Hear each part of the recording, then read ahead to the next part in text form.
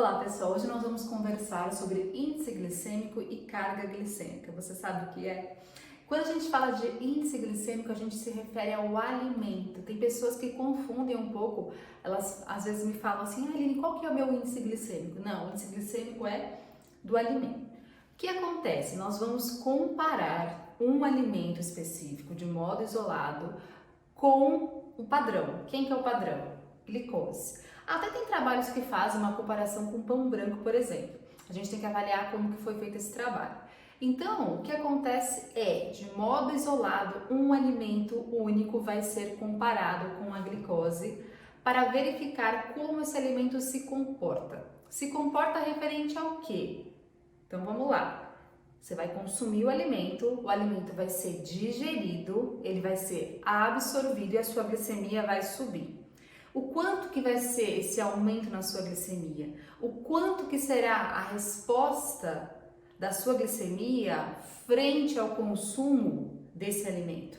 Então, eu vou comparar esse alimento X com a glicose para verificar qual que é a diferença. Então, vamos supor, eu tenho aqui 3 classificações. Eu tenho alimento de baixo, moderado e alto índice glicêmico. O que quer dizer isso? Quando eu falo que um alimento tem baixo índice glicêmico, nós temos esse valor, menor que 55. Até tem alguns sites, vou mandar um para vocês, um site sobre índice glicêmico aqui na legenda, para que vocês possam consultar o índice glicêmico de centenas de alimentos. Então algum pesquisador, pode ser mais de um inclusive, avaliou um alimento X. Pode ser uma maçã, pode ser um bolo, pode ser um queijo, qualquer alimento. E ele vai classificar esse alimento perante ao índice glicêmico que ele apresenta. Se eu sei que ele tem um baixo índice glicêmico, ele tem um valor menor de 55. O que é esse 55? A gente sabe então que esse alimento, comparando com a glicose, se ele tiver o índice glicêmico de 55 mesmo, ele tem 55% aumento na glicemia em comparação com a glicose. Então, a gente tem uma curva glicêmica que a gente consegue avaliar aquela área que está abaixo dessa curva, a área sobre a curva. Então, eu consigo comparar essas duas áreas sobre a curva do alimento testado e da glicose. Então, esse valor aqui vai comparar o meu alimento com a glicose. Se ele tem um índice glicêmico moderado, ele tem de 56 até 69.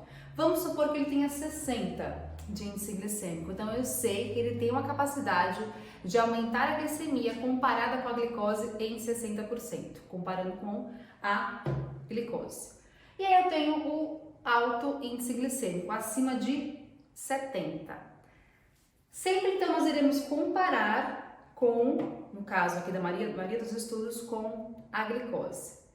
Qual que é o ponto importante aqui? Nós temos vários alimentos, então de modo isolado, eu penso então em só um alimento, ou é só o pão, ou é só o macarrão, ou é só o kiwi, para que eu consiga avaliar esse índice glicêmico aqui.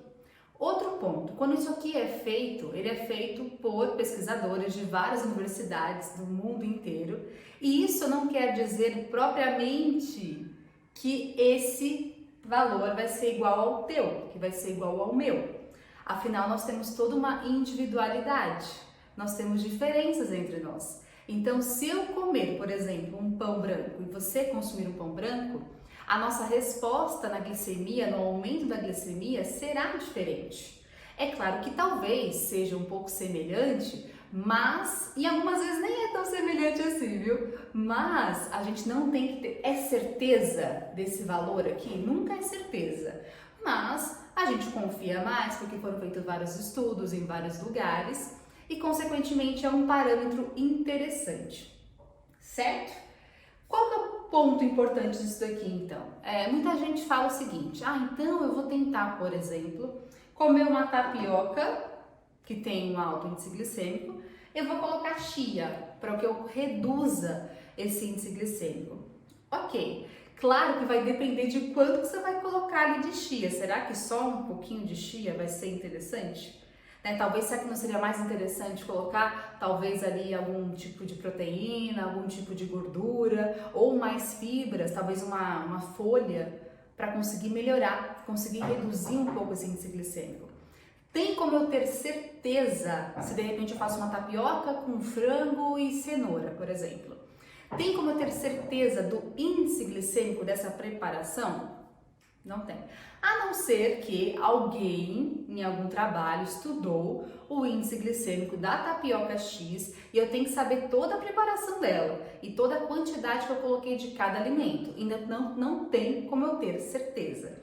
Mas eu sei que se eu adicionar mais fibras, mais proteínas, mais gorduras interessantes aí, poliinsaturadas, etc., eu tenho uma melhoria, eu tenho uma redução desse padrão, nessa resposta de glicemia que vai gerar nesse indivíduo. Então isso é interessante. Qual que é outra coisa importante também pra gente? Preparação. Uma coisa é eu pensar em uma batata doce, que ela é, por exemplo, assada no forno ou na air fryer, como queiram, ou eu colocá-la em água. Concorda que eu mudo totalmente esse alimento? Ele vai ganhar água. Se eu pegar 100 gramas de batata doce, 100 gramas de batata cozida em água, é um outro tipo de padrão. Eu tenho água naquele alimento que vai fazer parte dele, eu estou consumindo água junto. Então, e outro ponto, se eu comer com a casca ou sem a casca, eu tenho um outro índice glicêmico também. Então, a preparação é fundamental. Se eu quero priorizar um índice glicêmico mais moderado, eu vou priorizar então uma cocção em água, do que eu fizer, por exemplo, no forno. E a questão do índice glicêmico é importante também pensando no exercício físico. Quando a gente coloca pré-treino, então a gente vai pensar em colocar um carboidrato, um alimento que tenha de baixo a moderado índice glicêmico.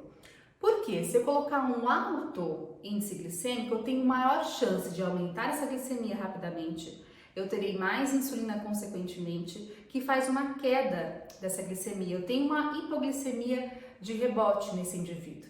Então, é claro que isso vai depender de cada indivíduo, cada preparação, mas de modo geral seria esse ponto, né? Então, nesse caso, a gente vai utilizar carboidratos de médio, moderado, baixo a moderado índice glicêmico. Se eu penso num pós-treino, em um indivíduo que prioriza, que ele necessita de um outro treino nesse dia, vamos supor, e essa duração, esse intervalo entre os treinos é menor de 8 horas, eu vou colocar um carboidrato de alto índice glicêmico, para que eu consiga estocar mais, produzir mais glicogênio muscular. Então, para cada momento, eu pensarei em uma estratégia. Pensando numa questão aí de saúde, né, pensando no paciente diabético, é interessante trabalhar com carboidratos ou alimentos de baixo a moderado índice glicêmico? Sim, não é uma obrigatoriedade. Afinal, não é apenas isso que importa. Nós também temos que ajustar as quantidades de carboidratos, o que é fundamental. Mas, pensando em controle glicêmico, é interessante colocar, não sempre, porque muitas vezes esse paciente, ele também quer viver, né, gente? Ele também quer consumir outros alimentos que são de alto índice glicêmico. Então, a gente tem que ter um pouco de bom senso também, mas podendo priorizar carboidratos de baixo a moderado índice glicêmico é um ponto interessante. Isso vai levar ao emagrecimento desse paciente? Isso é uma outra história. Então a gente sabe que isso é déficit calórico, a gente sabe que o índice glicêmico não está relacionado de modo direto com o emagrecimento, mas a gente pode pensar sim em colocá-lo, como eu pontuei, tá? Bom, outro ponto importante então aqui, quando a gente fala de carga glicêmica, uma coisa, pensa comigo, uma coisa é colocar 1 grama de pão ou 1 quilo, concorda? Se eu faço uma comparação assim, se eu pegar, por exemplo, 1 quilo de, sei lá, kiwi e 1 grama de pão, qual que vai ser o pior? Qual que vai elevar mais a minha glicemia? Qual que vai oferecer mais carboidrato? Então, essa comparação é importante também. Não é só o índice glicêmico que é importante, mas a carga glicêmica também é importante. Porque aqui eu vou levar em consideração a quantidade desse carboidrato. Então, olha só, como que eu calculo a carga glicêmica? Eu sei o índice glicêmico, eu sei a quantidade de carboidrato naquela porção, só do carboidrato que eu tenho naquela porção daquela refeição X. E eu vou dividir aqui por 100, para que eu consiga saber essa carga glicêmica. Então esse ponto é importante. Para eu pensar em controle de glicemia do paciente diabético especialmente, não é só o índice glicêmico, mas a quantidade que ele consome. Quando a gente fala em contagem de carboidratos, a gente leva em consideração os gramas que a gente tem em cada alimento, em cada refeição. E isso é fundamental. E aí, pensando mais uma vez em emagrecimento, não existe uma relação direta disso com o emagrecimento. Mas a gente pode pensar em planejar o cardápio de um paciente, levando em consideração como a gente sempre fez, né? Calculando aí os carboidratos, as proteínas e os lipídios. Então, índice glicêmico seria essa quantidade, o quanto que a sua glicemia irá aumentar frente ao consumo de algum alimento X, e a carga glicêmica leva em consideração também a quantidade desse carboidrato. Espero que você tenha gostado.